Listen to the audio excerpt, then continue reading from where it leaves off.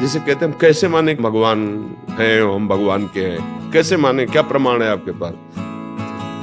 अध्यात्म कोई प्रमाण की वस्तु है क्या? वो अनुभव की वस्तु है, अनुभूत विषय।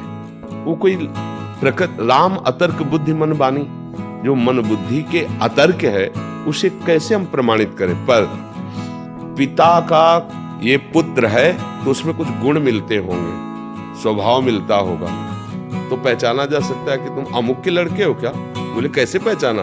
बोले कुछ स्वभाव मिलता है।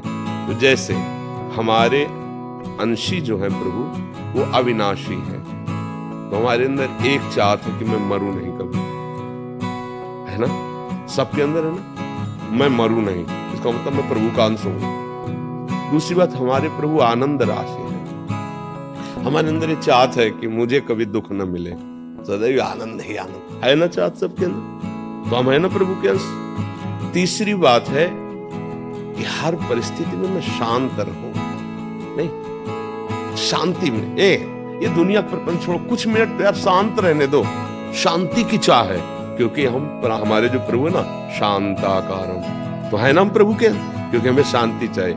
चौथी बात, हम सबसे बड़े बनना चाहते हैं, नहीं बनना चाहते। विद्वान तो सबसे बड़े विद्वान, पहलवान तो सबसे बड़े पहलवान, और चोर तो सबसे बड़े चोर, हिंसक तो सबसे बड़े हिंसक, मतलब जो जहां है वो सबसे बड़ा बनना चाहता। क्यों? क्योंकि सबसे बड़ा जो है उसका वो बच्चा है प्रभु का, अजय अविनाशी अद्वितीय, उसी का वो अंश है, इसलिए उसके अंदर आता है मैं सब पर विजय पाऊं, जिस डिपार्टमेंट में हूं जाऊं, सबसे बड़ा बन जाऊं। ये कुछ लक्षण ऐसे बताते हैं कि तुम प्रभु के अंश हो।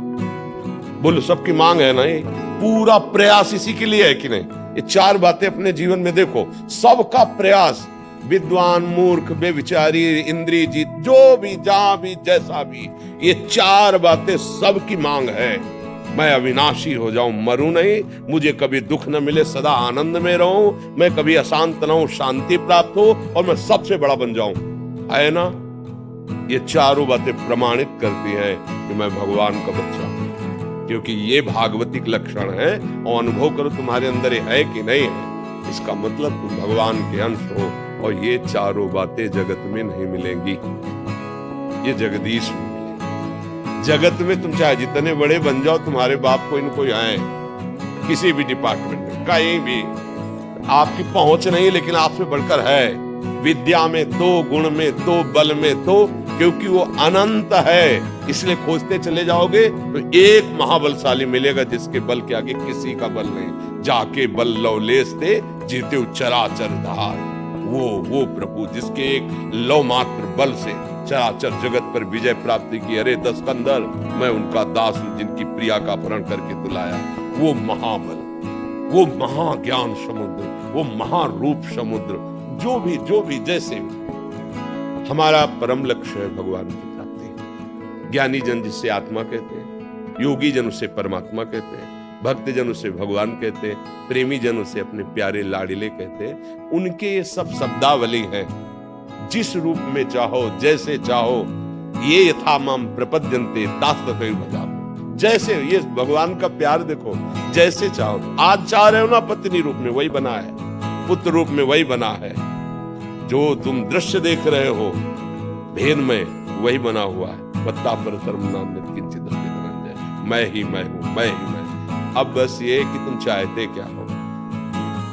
अगर तुम विषय चाहते हो, जगत चाहते हो, तो और कोई नहीं, कृष्ण ही बना हुआ, कोई नहीं, किंचन मात्र। वेद कहता है सर्वम खलमिदम ब्रह्म नेना नास्ति, तो फिर जब किंचन मात्र कोई और है ही नहीं, तो विषय भी तो वही बना है, पर ये तुम जानते नहीं हो, इसीलिए तुम भोक्ता भाव किए हो, यही तुम्हें फंसाए हुए हैं। इसलिए मन वचन कर्म से गुरुजनों का आश्रय लेकर उनके अमृतमय वचनों का हम आदर करते हुए श्रवण करें, मनन करें और आचरण में उतारें, तो परम लक्ष्य की प्राप्ति निश्चित, क्योंकि वो है, प्राप्त है, केवल अनुभव करना, सच्ची बात। उसको उपजना नहीं, कोई साधना की उपज नहीं, परमात्मा ज्ञान या परमात्मा प्रेम, वो है।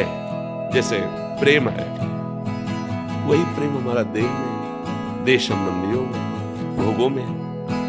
भगवान का प्रेम कैसे जागृत होता है?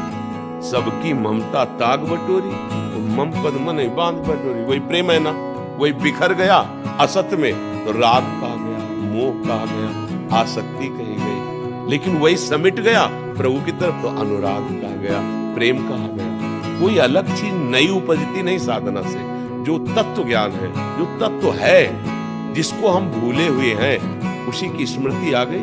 नष्टो मोहा स्मृति लब्धा तत्प्रसादान में। कोई नई चीज तो नहीं हुई ना, पूरी गीता सुनने के बाद कोई नई चीज उपजी क्या? नहीं, जो अंधकार कोहरा था भगवान के वचन रूपी सूर्य के प्रकाश से नष्ट हुआ तो स्मृति हो गई। किसकी? अपनी स्मृति, अपने स्वरूप की स्मृति। पूर्व से ही विद्यमान है, जो पूर्व से ही विद्यमान था, हाँ, उसकी स्मृति, उसी का अनुभव है। साधना से कोई नई वस्तु प्राप्त नहीं होती है। हाँ, जिसको हम भूले हुए, जासु कृपा सब भ्रम मिट जाए, गिर जा सोई कृपा गुरु प्रसन्न सावन कूला, मिटी सकल कल्पित भय। जो कल्पनात्मक भय था रस्सी में सांप का, वो भय नष्ट हुआ। न सांप पहले था, न वर्तमान में है, न भविष्य में रहेगा। केवल माना हुआ हमारा भय वो छूट गया, वो रस्सी थी। ऐसे ही जैसे स्वर्णकार कुंडल के अलग पैसे नहीं देगा, हार के अलग पैसे नहीं देगा, कंगन के अलग पैसे नहीं देगा, वो वजन में सोने के पैसे देगा। कितना सोना है? 5 तोला। बोले कंगन अलग है, हार अलग है, अंगूठिया, हमको इससे मतलब नहीं है, हमको सिर्फ स्वर्ण से मतलब। हमारे तराजू में स्वर्ण है और उसकी पेमेंट लो, क्योंकि वो स्वर्ण देखता है, आकार नहीं देखता। ऐसे ही जो ज्ञानी है वो शव में एक तत्व देखता है। जितने भी कुंडल कंकण आदि बने हुए हैं वो स्वर्ण ही है। ऐसे ही जड़ चैतन्य जो भी बना हुआ है वो परमात्मा ही है। ऐसा बोध हो गया तो जीवन मुक्त हो गया। जीवन मुक्तता ही, भगवत प्रेम ही इस जीवन का चरम लक्ष्य है। और उसकी प्राप्ति, जो विस्मृत है उसकी स्मृति, जो स्मृति में उसकी विस्मृति। हम संसार के सन्मुख है, स्वरूप से विमुख है, प्रभु से विमुख है। अब थोड़ा उल्टा होना पड़ेगा, प्रभु के सन्मुख, संसार से विमुख। हम प्रभु को साधन बनाए हुए हैं, साध्य विषय को बनाए हुए हैं, थोड़ा उल्टा कीजिए। साधन विषय बना लीजिए, साध्य प्रभु बना लीजिए, नियाल हो जाएंगे। जहां है वही भगवत प्राप्ति हो जाएगी।